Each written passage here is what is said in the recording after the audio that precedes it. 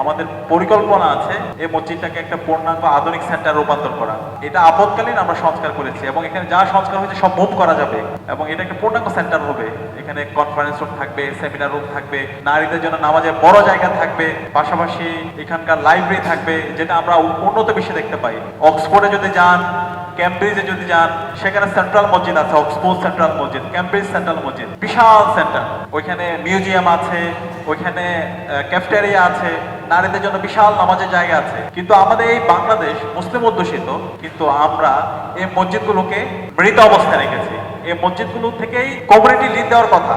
ইসলাম কিন্তু আমাদেরকে এটা শেখায়। আল্লাহ ইসলামের জীবনে যদি পড়ি, সাহাবীদের জীবনে যদি পড়ি, তারা কিন্তু মসজিদ থেকে সমাজের নেতৃত্ব দিয়েছে, মিম্বার থেকে সমাজের নেতৃত্ব দিয়েছে। তো পরবর্তীতে এই মসজিদগুলোকে সবসময় মৃত অবস্থায় রাখা হয়েছে। তো আলহামদুলিল্লাহ, এত প্রতিকূলতার পরও আমরা এই ঢাকা বিশ্ববিদ্যালয় কেন্দ্রীয় মসজিদের প্রায় 3.5 কোটি টাকার কাজ করেছি এবং আমাদের কাজ শেষ হয়েছে প্রায় 9 মাস আগে।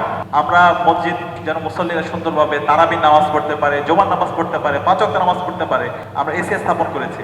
কিন্তু খুবই দুর্ভাগ্যের বিষয়, 9.5 মাস জুড়ে এই মসজিদের ইলেকট্রিসিটি, এসি গুলোতে ইলেকট্রিসিটি সম্পৃক্ত করার জন্য, কানেক্ট করার জন্য আমাদেরকে বারবার বিশ্ববিদ্যালয় প্রশাসনের কাছে যেতে হয়েছে, আবেদন করতে হয়েছে, কথা বলতে হয়েছে। আমরা যখন গিয়েছি আমাদেরকে ফিরিয়ে দেওয়া হয়েছে, যেটা খুবই দুর্ভাগ্যের বিষয়। আমরা খুবই কষ্ট পেয়েছি। মানুষ রাজনীতি করে, কিন্তু মসজিদ নিয়ে কিভাবে রাজনীতি করে, আল্লাহর ঘর নিয়ে কিভাবে রাজনীতি করে, তাদের কলিজাটা কি কাঁপে না? আল্লাহর কাছে যখন যাবে কি জবাব দিবে?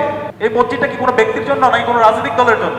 কেন এই মসজিদের এসি গুলোতে ইলেকট্রিসিটি দিতে আপনারা বারবার এটাকে বাধাগ্রস্ত করেছেন, ফাইলগুলো আটকে দিয়েছেন? তো আমরা 9 মাস জুড়ে আমরা কাজ করেছি, গিয়েছি, কথা বলেছি যৌক্তিকভাবে। আমরা চাইলে মত তৈরি করতে পারতাম, কিন্তু আমরা খুবই নিয়মতান্ত্রিকভাবে, গণতান্ত্রিকভাবে আমরা বারবার গিয়েছি, প্রশাসনকে বলেছি এবং আলহামদুলিল্লাহ আপনাদের দোয়ায় এবং শিক্ষার্থীদের সামগ্রিক সহায়তার মাধ্যমে আজকে আমরা বিশ্ববিদ্যালয় সেন্ট্রাল মসজিদের এসি গুলোতে ইলেকট্রিসিটি কানেক্ট করতে পেরেছি এবং আলহামদুলিল্লাহ এখন মুসল্লিরা সুন্দরভাবে নামাজ পড়তে পারছে। আপনাদের কি ভালো লাগতেছে এখন?